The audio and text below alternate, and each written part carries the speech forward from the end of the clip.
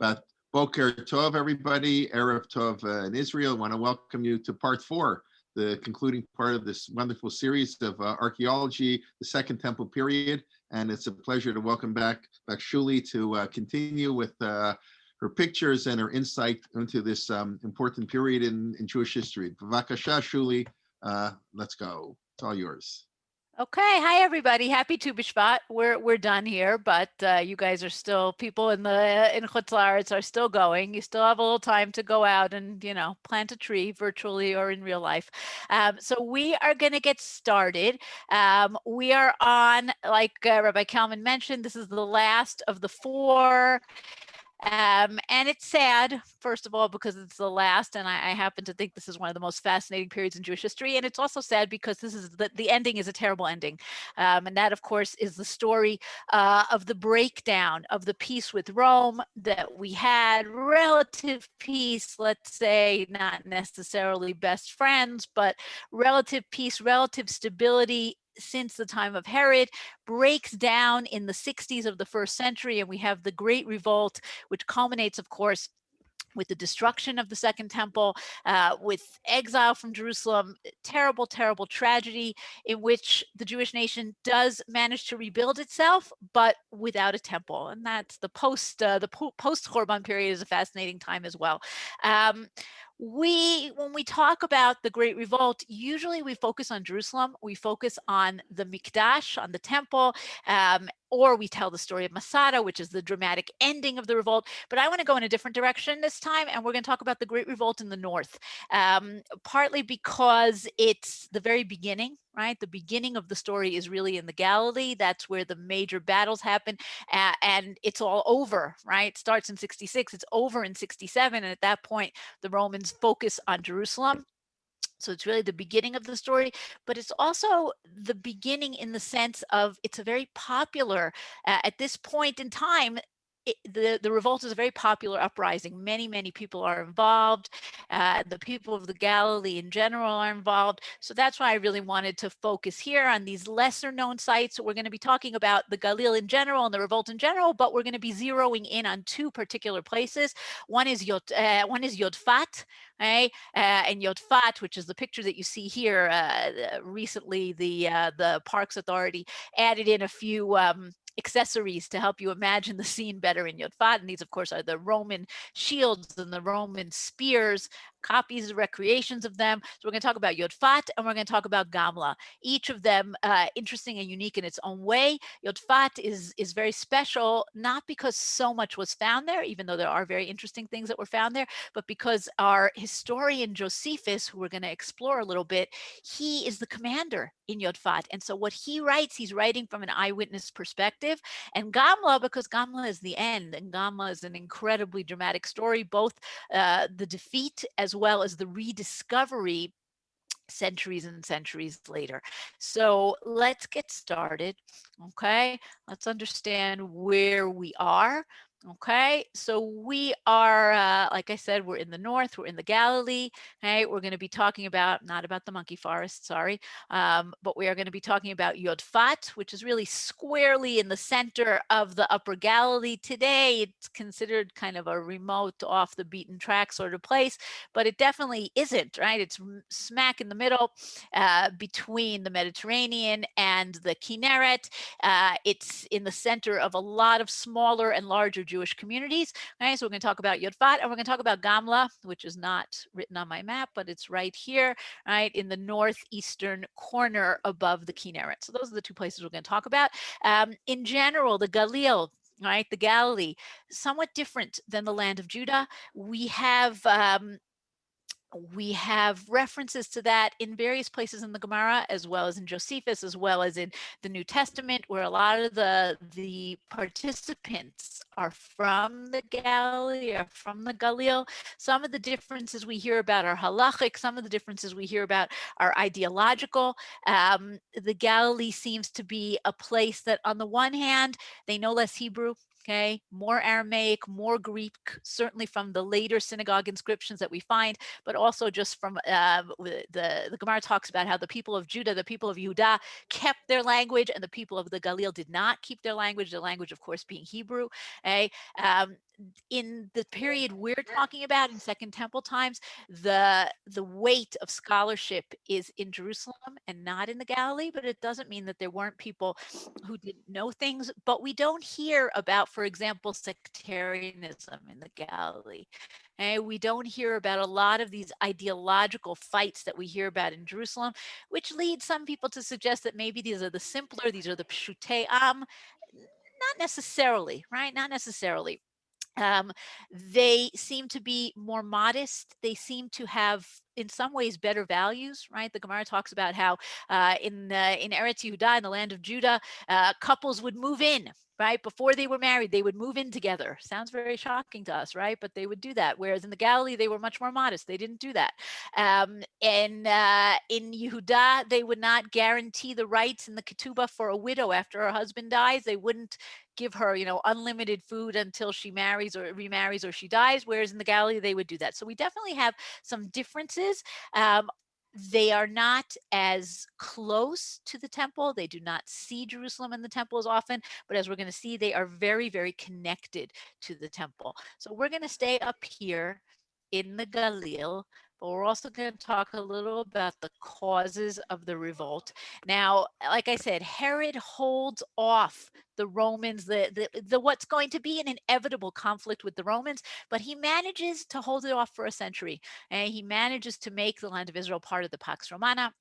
We do not openly engage in battles with the Romans, even though there's plenty of tension. The governors that come after Herod, the procurators, are venal and greedy people who collect as much tax money as they possibly can. But the tensions are simmering underneath the surface, and they only really burst out in the 60s of the first century. Now, the tensions are both internal and external. Internal, we've been talking about for the past 3 classes, right? Internal tensions. Take a look at the picture on the left, right? We have our scrolls, our jars of the scrolls from the Dead Sea Scrolls. We have the sectarian religious issues that are simmering underneath the surface. We have economic issues. That's the picture on the right, right? This beautiful mosaic carpet from the mansions in the Herodian quarter in Jerusalem. You have these very wealthy, and in some cases wealthy because of corruption, priests in Jerusalem. You have people who are much poorer. Just to give you an idea of how this is part of the whole story of the revolt, you could say, this is an internal Jewish thing. It has nothing to do with it. When the Zealots take over in Jerusalem, they burn the debt records, right? The records of Jews that owe money to other Jews, right? So there's this socioeconomic tension simmering under the surface. And there's also the tension of how you deal with the Romans, right? We have pacifists and we have the Zealots. We see those reflected in our sources, right? Pirkei Avot. You have to be very careful of the Malchut key, because if you don't have it, Ishet Re'ehu Chayim Bla'o, there's going to be anarchy. And then there are others who say, well, if this is the government that we have, perhaps we prefer anarchy. So we have all kinds of internal tensions simmering underneath the surface, and we have plenty of external tensions as well. And that, of course, is because of this very large Roman Empire that you can see here, which, by the way, and this is going to be important to us to understand when we talk about the Roman reaction to the revolt, take a look at where we are, Judea, okay? The orange is the Roman Empire. We are at the very edge, right? The eastern border of the empire.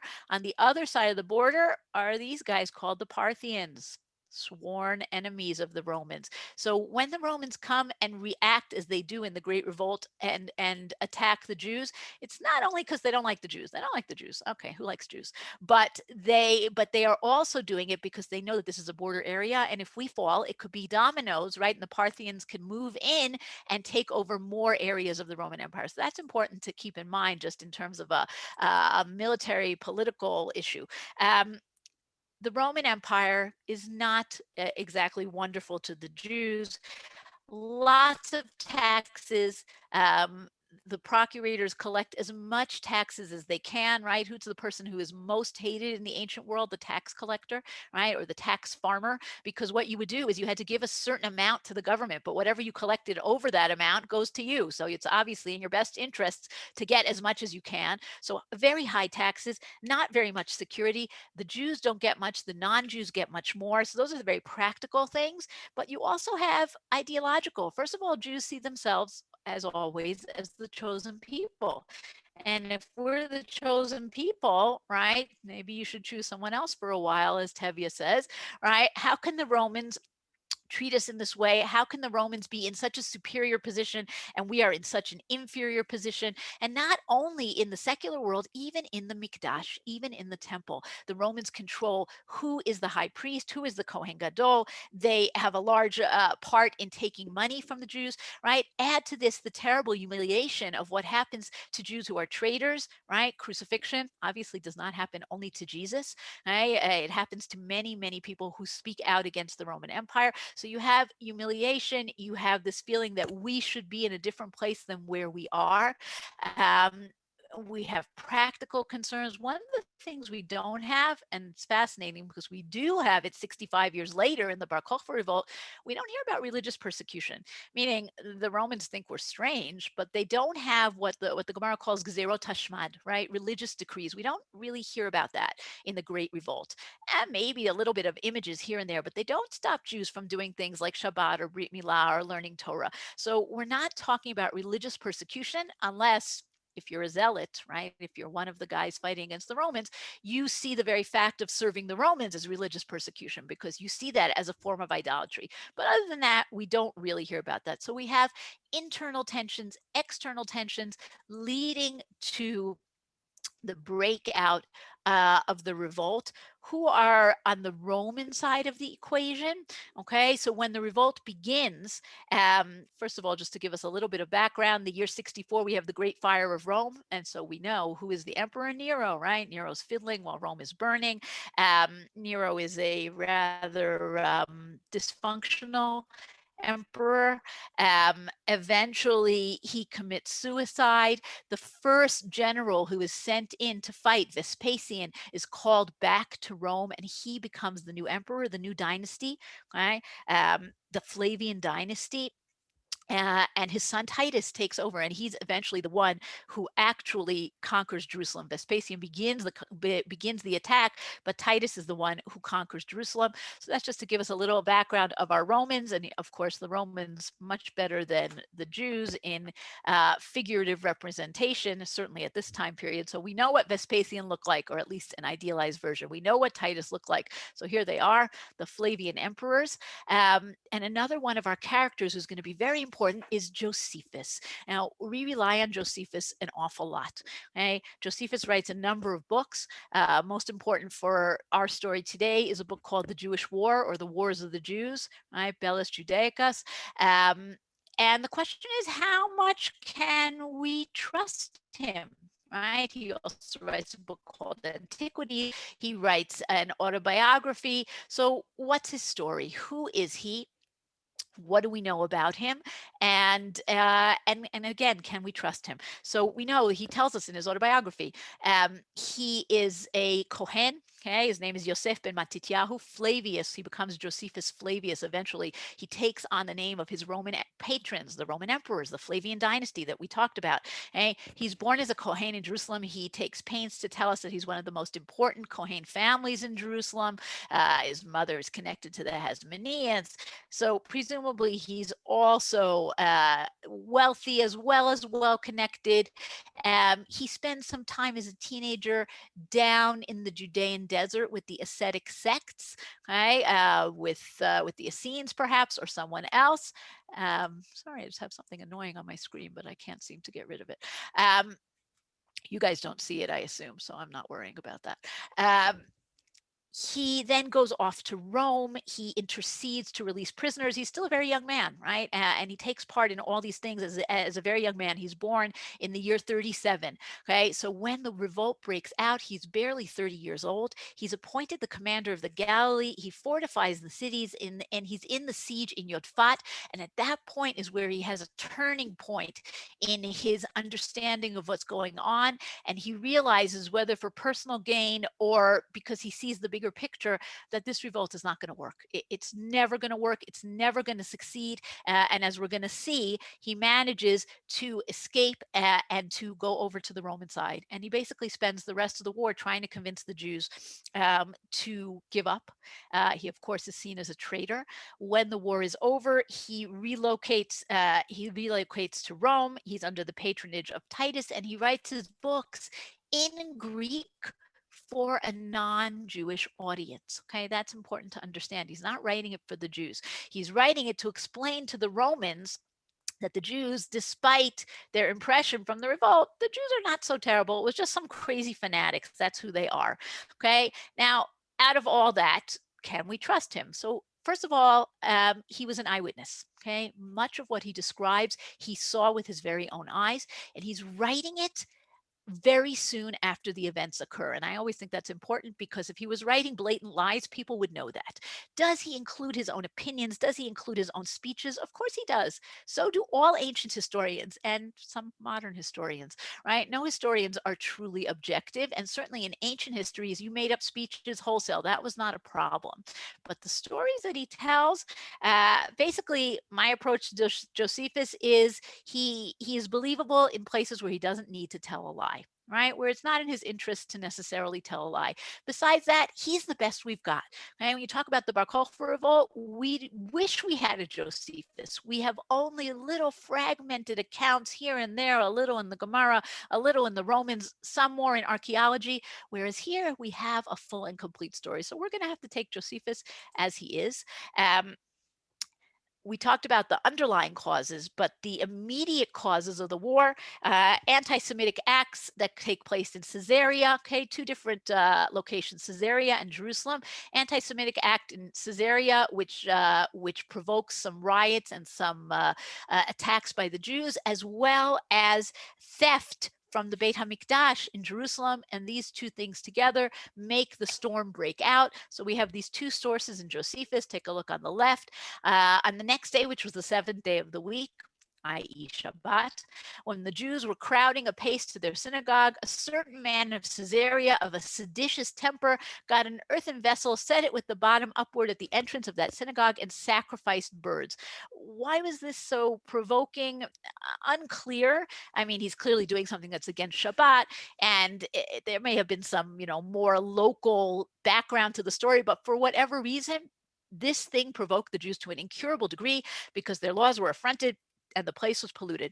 Whereupon the sober and moderate part of the Jews thought it proper to have recourse to their governors again, while the seditious part, and such as were in the fervor of their youth, were vehemently inflamed to flight. Okay, not so far away, around the same time, the other piece of the story. As to the citizens of Jerusalem, though they took this matter very ill, yet did they restrain their passion. But Florus is the governor. He is very, very greedy. He takes whatever money he wants from the Mikdash. Florus acted as if he had been hired and blew up the war into a flame and sent some to take 17 talents out of the sacred treasure and pretended that Caesar wanted them. At this, the people were in confusion immediately and ran together to the temple with prodigious clamors and called upon Caesar by name and besought him to free them from the tyranny of Florus. So often, like it often happens in wars, everything is getting ready to boil under the surface, and it's some seemingly minor incidents that ignite the flame and that start the battles. What's the basic outline of the story? So like I said, we are dealing with the first year of the war, the first year and a half, okay? In 66, the Roman general Cestius Gallus marches on Jerusalem and he is defeated. Now, this is something that gives the Jews great hope. People who had not necessarily joined the revolutionaries before and realize how crazy this is, right? We're talking about little Judea against the entire Roman Empire. This is not a logical thing to do. On the other hand, Jews don't always act logically, and they're looking back at the story of Hanukkah, the few against the many, right? The righteous against the evil. But even people who are sitting on the fence see this defeat and they say, well, maybe it really is going to work, right? And they start to join. And the Judean provisional government is formed. Now, one of the things we see in Josephus, and we see it in kind of obliquely in other sources as well, in the Gemara, there are way too many leaders, right? There are way too many cooks in the kitchen in this revolt, and the cooks do not like each other, and they fight against each other, and sometimes they kill each other. So you don't have one, it says provisional government, but there are a lot of small leaders, some of them in the Galilee, some of them in Jerusalem, who are not necessarily working together. Josephus is appointed the commander of the Galilee. Vespasian is sent to lead the Roman attacks.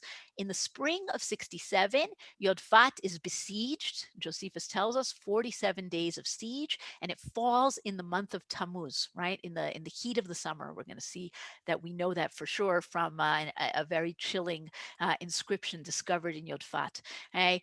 In the fall, another few months later, the battle has moved on to the Golan, and by the fall, by the time of Sukkot, Gamla falls and the north is taken by the Romans. So the battles in the Galilee do not last very long, and by the end of 67, the Galilee belongs to the Romans, and they are able to focus themselves on Jerusalem.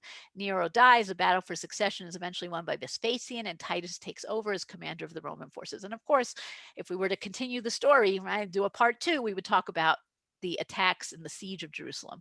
But we are going to focus on the north. I apologize for the quality of this map, not so fabulous, but basically we want to talk about, just point out where we are going, right? And again, here is Yodfat, or Jotapata, as Josephus calls it, right? Squarely in the center, the Romans tend to control on the coast, Akko, Ptolemais, Caesarea, okay, also on the other side, Beit Sha'an, Scythopolis, but not in the center. That's where we have a lot of Jewish communities. Another thing about the Galilee, by the way, is we have, it's more homogeneous, at least when you're on the inside, right? Mostly Jewish. However, a lot of different types of communities. You have very small communities. You have much larger towns like Tiberias, right? You have wealthy cities. You have poorer cities. You really have a variety of different communities, okay? But we are going to start out in Yodfat. Okay, other places that are nearby. Okay, Tzipori, Sepphoris. They are a very wealthy city that immediately surrenders to the Romans, because why should we ask for trouble? Okay, Tiberias also surrenders to the Romans. Tarichaea, the Greek name for Migdal, where there's a very fierce and terrible battle and they eventually lose. But Yodfat is where a lot of the drama takes place, and it is not a short story. It takes more than a month and a half. Okay, so what's unusual or special about Yodfat? So today, by the way, Yodfat is a small Jewish community in a beautiful, beautiful area. The Tell, the ancient part of the city, is outside of the modern community, and you can go and see it today. And archaeological excavations were done there. It was excavated by Moti Aviam in the 1990s.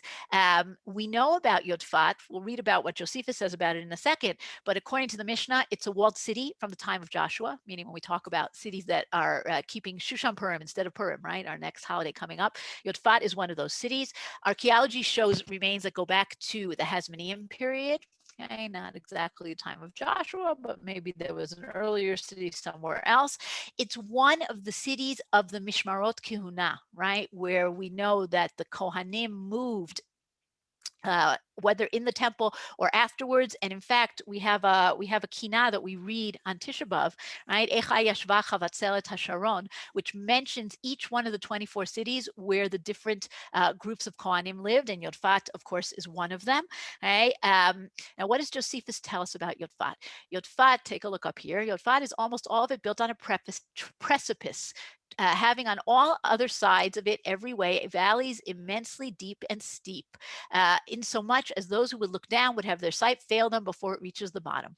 It is only to be come on at the north side, where the utmost part of the city is built on the mountain, as it ends obliquely at a plain. This mountain Josephus had encompassed with a wall when he fortified the city, that its top might not be capable of seized upon by the enemies. The city is covered all round with other mountains, and can no way be seen till a man comes just upon it. And this was the strong situation of Yodfat. So Josephus comes, he's the commander here, he sees the natural advantages, and he also fortifies the city, builds a wall, okay? And he continues, right? Josephus talks about himself in the third person. Josephus thought it would be entirely wrong in him if he could make no contrivances in opposition to this, right? To the siege of the Romans that we're going to see in a minute. And to be for the city's preservation, he got together his workmen and ordered them to build the wall higher. Now, I brought you this particular picture, which doesn't look like much, but it's a drawing from the archaeological excavations. And what I wanted to show you about it is you can see this is the wall that Josephus is building, right? And it's covering up this furnace, right? Furnace, which was used for pottery or for charcoal or for various industrial things on the edge of the town. You don't want it in the town. You want it on the edge of the town.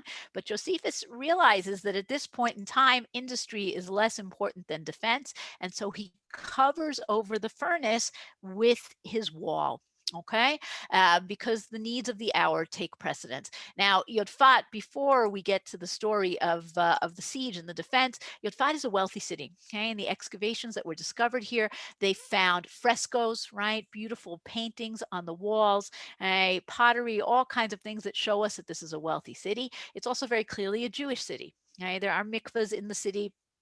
And it doesn't seem to have been a mixed city at all, but to be a wholly Jewish city. Now, the Romans come. This is the first battle for Vespasian, and it's a proving ground for him. He needs to succeed here. So he levels the road, he builds ramps, he uses battering rams, right? And like I said, the Parks Authority added in all these nice details, nice, terrible details, but interesting details to help us to picture what it might be like, right? And of course, they're at the bottom of the hill. To imagine being the Romans at the bottom of the hill, looking up at the heavily fortified city of Yodfat, it really is a great challenge for them. They also excavated and discovered not only the remains of the Jewish city, but the remains of what the Romans did. We found a lot of arrowheads, catapult stones, sandal nails, right? A lot of evidence of Roman soldiers and of Roman battles taking place here. Okay? And here are some of the arrowheads. The city is attacked, okay? And there's a siege for 47 days. The Jews have enough food. What they don't have enough of is water. Now, remember what we said, right? The city falls in the middle of Tammuz, right? That means the siege begins at the beginning of Sivan. We're talking about the summer months in a very dry area. There is not enough water. Here's a picture of one of the cisterns that was discovered in the ancient city, but there's not enough water. And the Romans are aware that there's not enough water, right? Which is a great psychological advantage for them. They know that the Jews are at the end of their water. What does Josephus tell the Jews to do? Right? He says, take your laundry and hang it out in sight of the Romans. Make them see that you're doing your laundry. That way they'll think that we have more water than we really have. But eventually, nature wins. There's just not enough water. The Romans keep on hammering, keep on attacking, and finally they manage to break through. The Jews need to go into hiding. And one of the things that they discovered in Yodfat were a complex of hideout caves, right? An opening to 3 rooms on 2 different levels with pottery inside, and perhaps most importantly, with coins from the reign of Nero, meaning placing us exactly at this time period. And the Jews who are not attacked by the Romans go into the hideout caves, but there's only so long that you can hold out there, right? And here Josephus again tells us that on this day the Romans slew the multitude that appeared openly, but on the following days they searched the hiding places and fell upon those that were underground and in the caverns. Now, we think of hiding caves when we talk about the Bar Kokhba story, because in Bar Kokhba story, the Jews really did dig very extensive underground hiding places. We also hear about them mentioned from time to time in the rabbis, right? They talk about a machboah, a hiding place, right? And we even have crazy stories about babies being born and being exchanged because you couldn't see anything in the darkness. Or the Gemara talks about how if there is such a hiding cave in a town, then if the soldiers come into the town, you don't have to suspect that any of the women were raped because we assume that they were able to get to the hiding cave. That's a very important halachic legal idea. So this is something that's part of the reality, unfortunately, much more so in Bar Kokhba, but in the time of the Great Revolt as well. And Josephus goes to hide out in one of these caves as well. All right. Now he goes to hide out, and he is with others from the city who have gone to hide out. He knows the Romans want him. They know he's the commander. They're after him. They want him to surrender. He wants to surrender. He knows that if he surrenders, things might turn out okay. But the fighters in Yodfat, they don't want to surrender, right? And we're going to hear an echo of this story in Gamla and later in Masada. They want to commit suicide. They want to go out in a blaze of glory. Josephus is not a go out in a blaze of glory kind of guy. He's a survival kind of guy. And he tries to convince them that this is a bad idea, that they should surrender to the Romans, that they should even give him to the Romans. They can commit suicide. But if he give him to the Romans, things will be better. No dice. Nobody's listening to him. And finally, he convinces them, okay, we'll commit suicide, but we'll do it by lots. And he does it in a way, let's read what he says here. And now, said he, since it is resolved among you that you will die, let us commit our mutual deaths to determination by lot. He whom the lot falls to first, let him be killed by him that has the second lot. And thus fortune shall make its progress through us all, nor shall any of us perish by his own right hand, for it would be unfair if when the rest are gone, somebody should repent and save himself. Okay, so we're going to draw lots. Number one kills number two kills number three, or whatever. You know what I mean. I'm saying that wrong. This proposal appeared to them to be very just. And when he had prevailed with them to determine this matter by lots, he drew one of the lots for himself also. He who had the first lot laid his neck bare to him that had the next, as supposing that the general would die among them immediately. For they thought death, if Josephus might but die with them, was sweeter than life. Yet was he with another left to the last. Whether we must say it happened by chance, or whether by the providence of God. Josephus rigs the lottery so that he is the second to last or the last, and he manages to convince the other guy. Everybody else is dead. He convinces the other guy that they shouldn't commit suicide and they should surrender to the Romans. And he writes about this in autobiography, how he does it, right? The mathematical trick, how he arranges it this way. He's very proud of it. And you might consider it reprehensible or not, but he manages to escape. He manages to get out to Vespasian, and he manages to get Vespasian to spare his life. And he tells him good things about what's going to happen, and you're going to become the emperor. If this story sounds familiar to you, we have a similar story with Rabbi Yochanan ben Zakkai in Jerusalem. Only Rabbi Yochanan ben Zakkai manages to get out, not to save his neck, but to save the Jewish people. Josephus gets out to save his neck. So the stories are very parallel. Who stole from who? Did they both happen? That's an interesting question, but we are going to go on. But I will just explain this picture for a moment, this very chilling picture.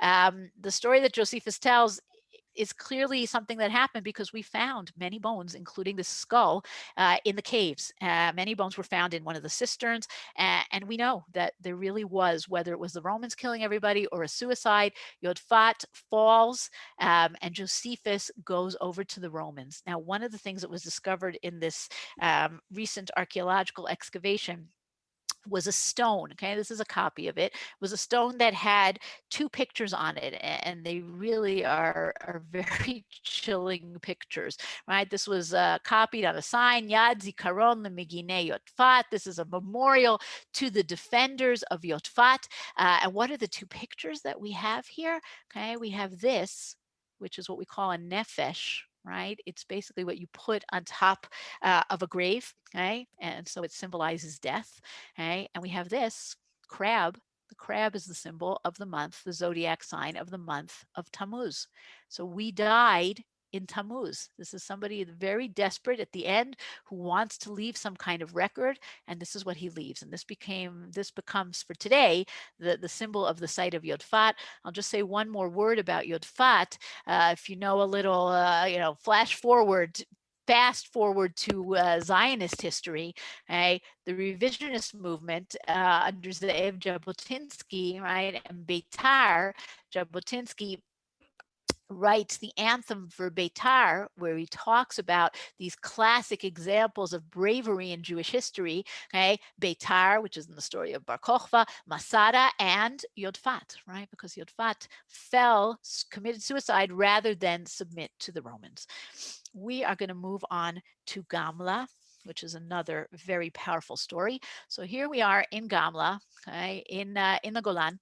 Okay, Golan, here's Ma'ale Gamla. So Gamla is right about here. Okay, really right over here. The Golan has a very, very rich Jewish life. Again, Gamla is another one of these ancient cities, also from the time of Yoshua, from the time of Joshua. Gamla is in the center south of the Golan. Golan had a rich Jewish life in Second Temple times and later. Then we have a long period where there are Jews not living there, and life only restarts. Their Jewish life only restarts there after the 6-Day War, and that's also when we discover a lot of the amazing Jewish history of the Golan. We have really incredible discoveries here, many, many ancient synagogues and small communities, and Gamla is one of those communities. Gamla, if you're wondering about the strange name, right? Here's Josephus again. Gamla, in so much that it is like a camel in figure, a gamal, from whence it is so named. Okay, take a look at Gamla. It has a camel's hump. You can't go to Gamla without seeing this. It's very obvious. It's very clear. It's an unusual shape and location. It's not the easiest place on which to build a city. And take a look, and you can see this is such a great picture, right? You can see the city built on the slope. Okay, we're going to explore it a little bit more closely, but here's the wall that was uncovered and a guard tower. Here's the synagogue, the Beit Knesset. We also have houses. It's built on this slope. Now, in some ways, you say, well, why would you build in such a crazy place, right? But on the other hand, it's very fertile. There's a lot of water. It's not far from the Kinneret, so it's good for trade. It's very good for defense, right? You have this kind of an inaccessible place. There are springs here. This is a great place. So this is a Jewish community already from Hasmonean times. We're going to see coins that are found here from the Hasmonean king Alexander Yanai, or maybe even earlier than him, maybe even from John Hyrcanus. Right? So we're talking about 2nd century, 1st century before the Common Era. The town of Gamla is already founded. Can't talk about Gamla without talking about the Nesher for a moment, because if you go to Gamla, you can see these magnificent, magnificent birds. This is a nesher. Now, traditionally, if you grew up in the Jewish school in the diaspora, what is a nesher? A nesher is an eagle. No, a nesher is not an eagle. A nesher is a griffin vulture. Why did it get the name eagle? Because people don't like vultures. They say vultures, ugh, nasty birds, they eat carrion, but eagles, they are glorious and soaring. Really not true. Okay, vultures are a very important part of the ecosystem. If you didn't have somebody to eat carrion, you would have a lot of disease. And there really are few birds that are more majestic than a nesher. And that's why we have in Tanakh, right? God says, I will carry you al kanfei nisharim, on the wings of the nesher. Kanesher ya'ufu, right? Yeshayahu talks about the wings of the nesher. And it really is an incredibly beautiful bird with an enormous wingspan, 2.5-meter wide wingspan. It can float on air currents for miles and miles. And you can go to Gamla and you can see the nisharim that have been set free there. They were on the verge of extinction. Now they're doing much better. But back to our story.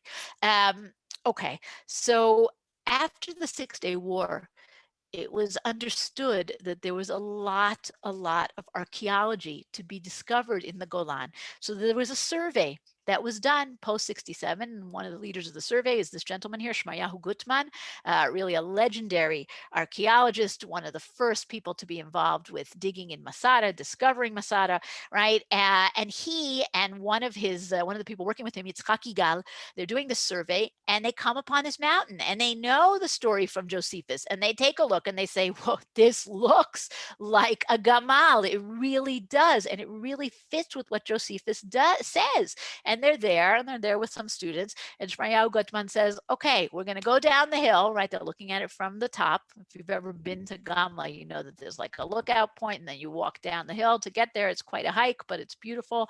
And he says, okay, we're going to go. And whoever finds the first coin, he's going to win the contest. And they get down the hill and really, literally within the first hour of being there, they find coins from the time of Alexander Yanai, which is what you're seeing down here, these coins. And they know there's going to be more than 6,000 coins that are eventually found in Gamla. So it's not so crazy that they found them, but they know that this is the right time period. And now they just have to make a very difficult decision, which is where to dig. They see the remains of the wall, okay? A more than 300-meter long wall. Where along that point do we dig? They choose to dig in the place that has the stones that look the nicest.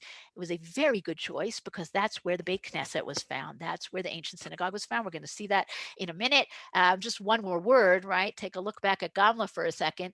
Imagine doing an archaeological excavation here, right? The road, you could take a road today that takes you all the way there. It did not exist then.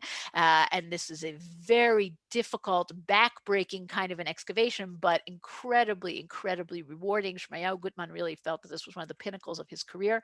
And they start to dig and they discover that besides our story of the Great Revolt, which we're going to come back to in a minute, Gamla is fascinating because it was a living Jewish town, okay? And we found a lot of that evidence of the town itself. So for example, we say a Jewish town, what does that mean?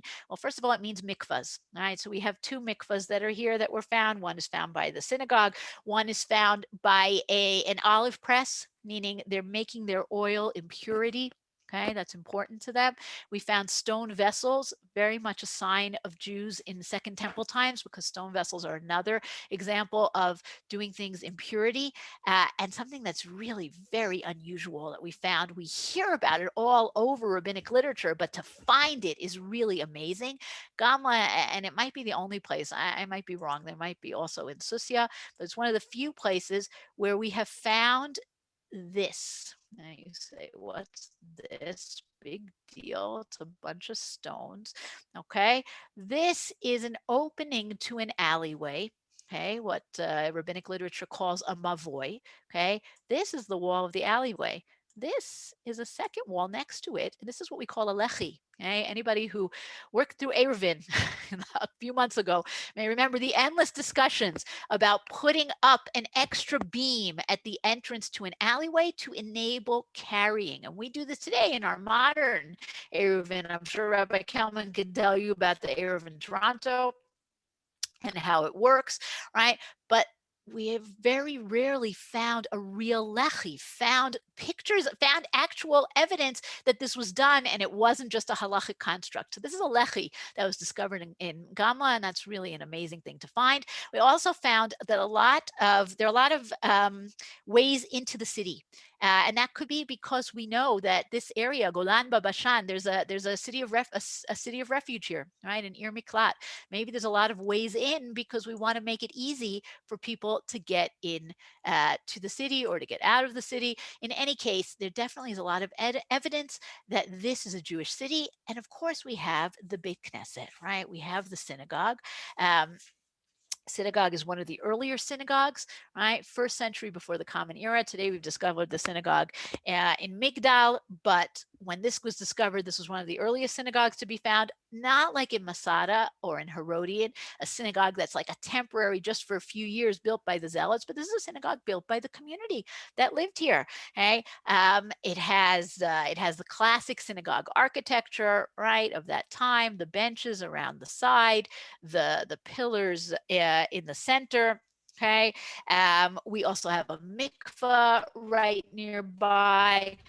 One of the things that's very interesting about the Gamla synagogue is it's right next to the wall of the city. Remember, we said, where are they going to dig? And they decide to dig by these very nice stones. It's right in the wall of the city. And we have this question, when do synagogues begin, right? And Professor Yisrael Levine says, well, maybe it's not an event, it's a process. And maybe the place that was the important gathering place in First Temple times, the gates of the city, maybe that transitions slowly but surely to a structure which we call the synagogue.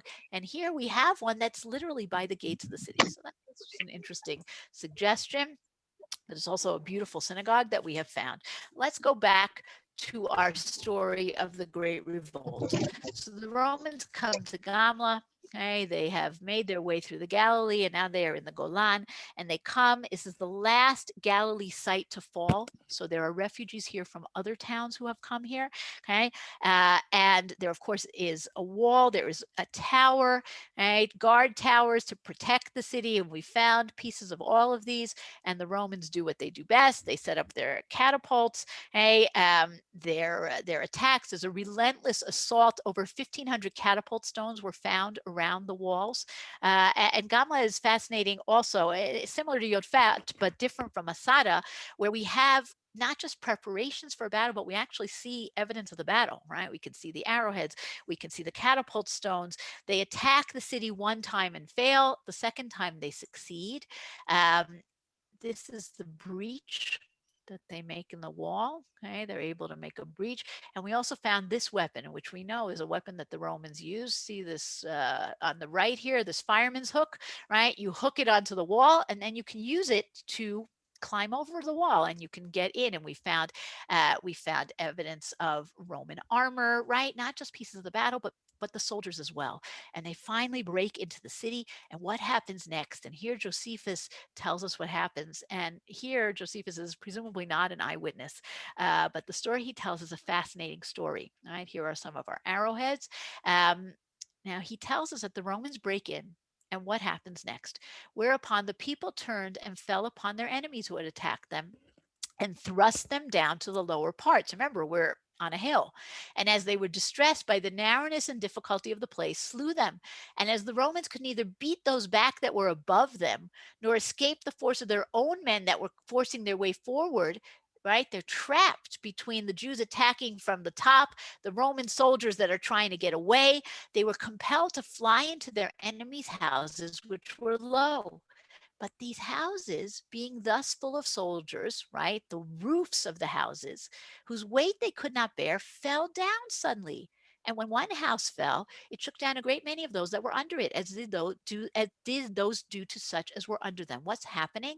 You have a landslide. The Romans try to get away from the Jewish soldiers, the Jewish rebels. They rush onto the roofs of the houses. The roofs of the houses collapse. By this means, a vast number of the Romans perished, for they were so terribly distressed that although they saw the houses subsiding, they were compelled to leap upon the tops of them. So that a great many were ground to powder by these ruins, and a great many of those that got from under them lost some of their limbs. But still a greater number were suffocated by the dust that arose from the ruins. The people of Gamla supposed this to be an assistance afforded them by God, right? This is a sign. We defeated the Romans. Everything's good. And without regarding what damage they suffered themselves, they pressed forward, thrust the enemies upon the top of their houses, and when they stumbled in the sharp and narrow streets and were perpetually falling down, they threw their stones or darts at them and slew them.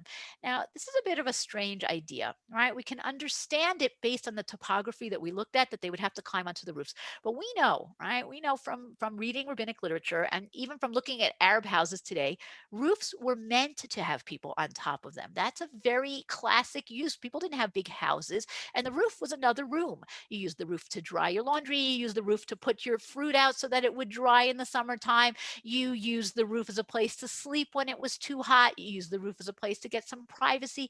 People used roofs all the time.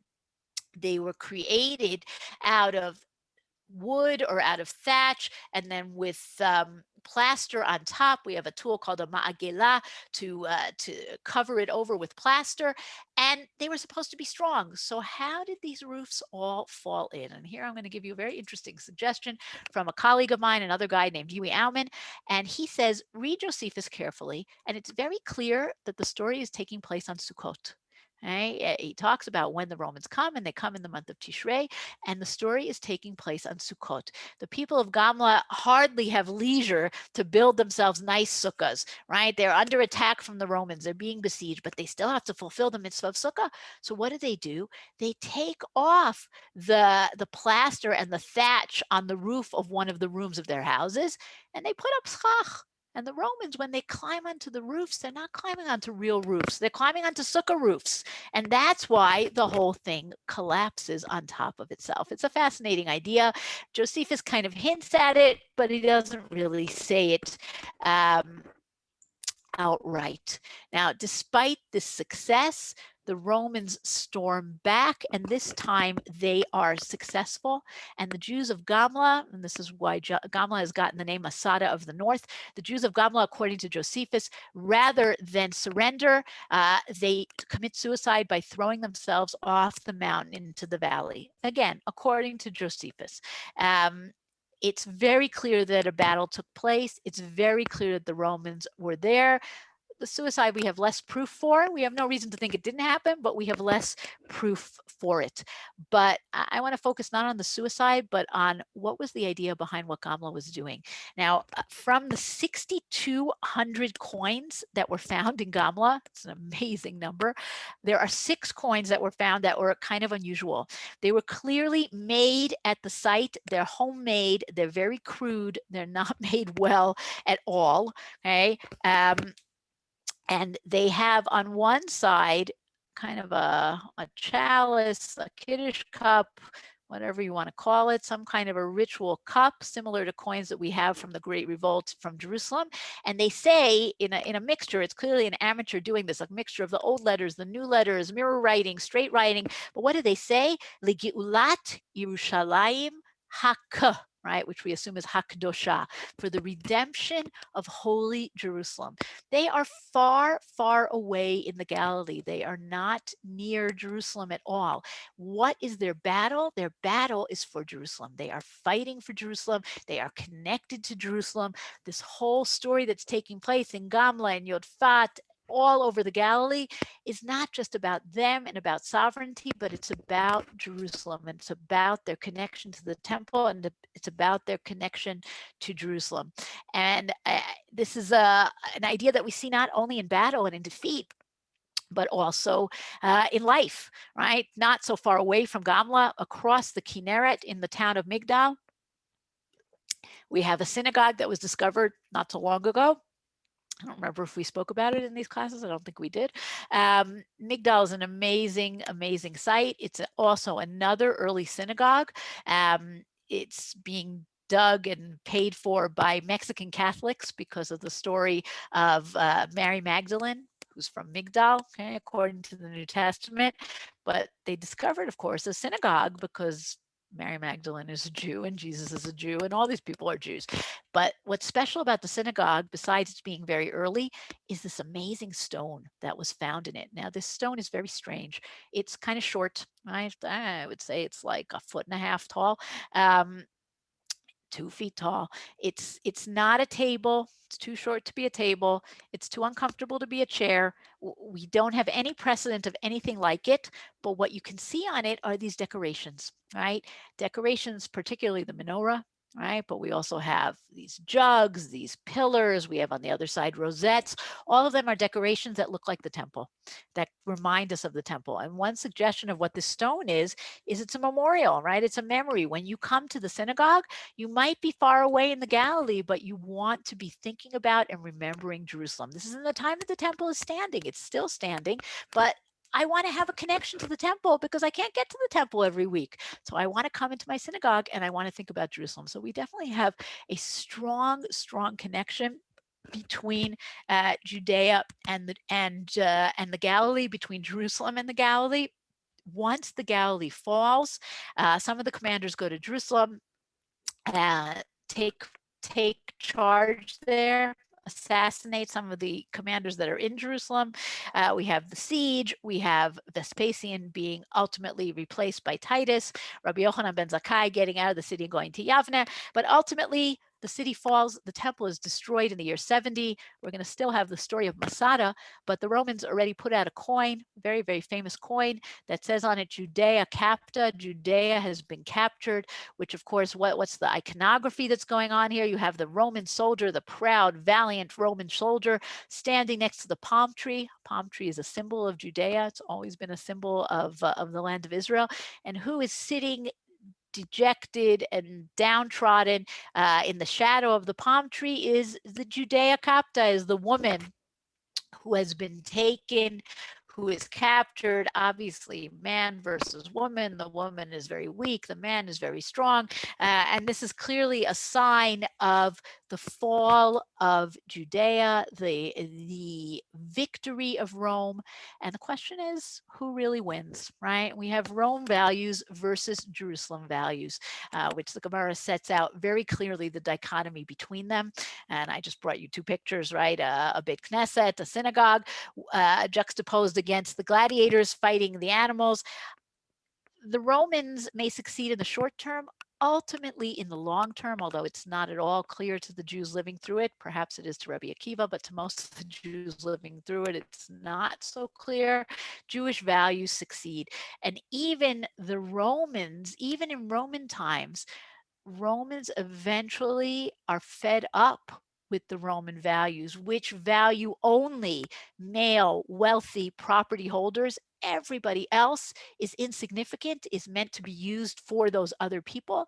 And ultimately, many Romans turn to the values of Judaism. They become what are called God-fearers. They don't necessarily adopt all the Jewish practices, but when Christianity comes stronger, comes along, it is ripe for these people who want a system that has more values, that has more belief in the individual, that has a belief in an afterlife and in the value of the things that you do, none of which is important in the Roman value system. And ultimately, Yehuda is not capta anymore, but liberata, Israel liberata. This is a coin that was put out by the government coin authority in the 10-year anniversary to Israel's founding in 1958.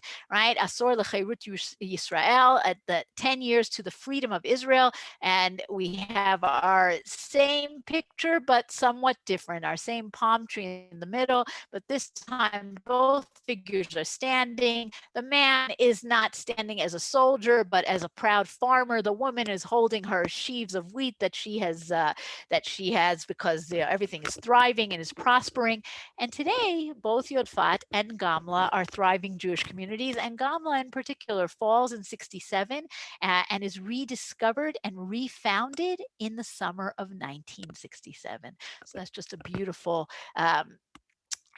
combination of events. So let's see what questions we have here. And if anybody else has questions. Okay. They were moving together before Nisuin, but after Kiddushin. Correct. I didn't go into the details. But again, not super modest. Weren't the 10 tribes exiled before this period of time? Remind me what we are talking about, because it was a while ago. Why are the 10 tribes connected here? You'll remind me, or you can write it. The question, okay, in mathematics is known as the Josephus problem. What?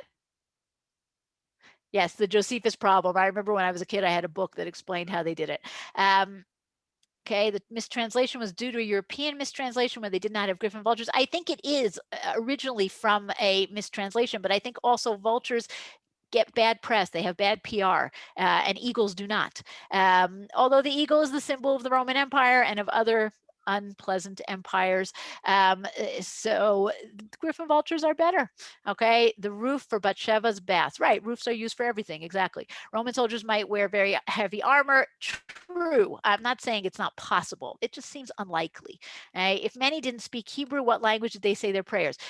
Many in the diaspora do not speak Hebrew today and say their prayers in Hebrew, correct? Although we do have fascinating discussions, particularly in Caesarea, right? Rabbi Abahu, who's the rabbi in Caesarea, somewhat later than our story, talks about, can you say Shema in the language that you know, right? Can you say your prayers in other languages?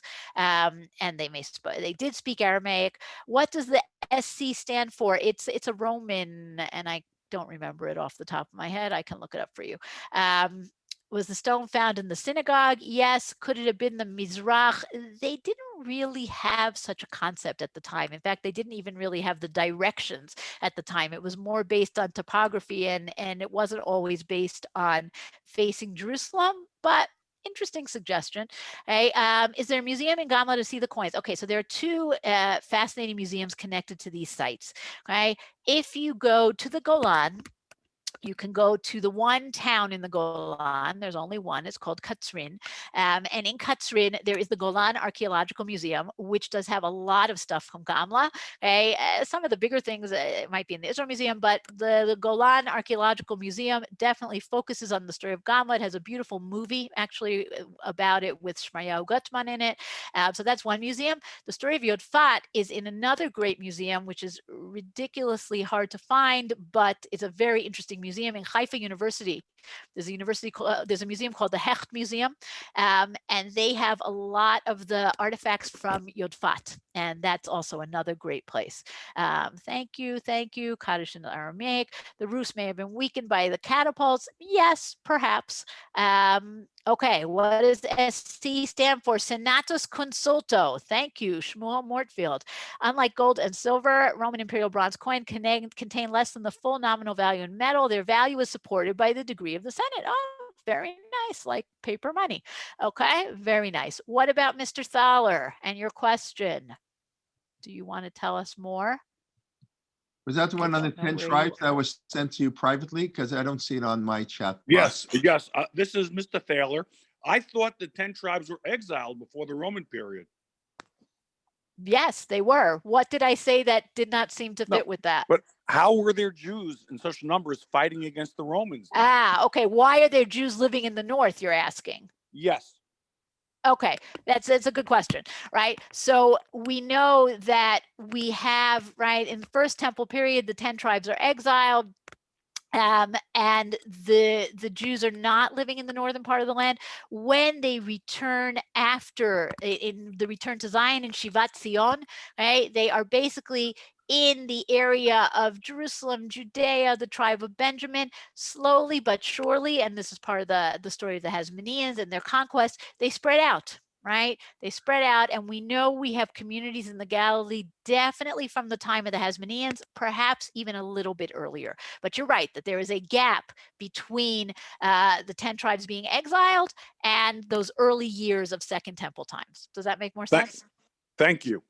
Okay, we have another SC, Syria Koliak, the province of minting. Okay, I'm not a Roman coin or any coin expert, so I will go with Wikipedia. Yes, anybody else? Thank you, All right, any everyone. questions?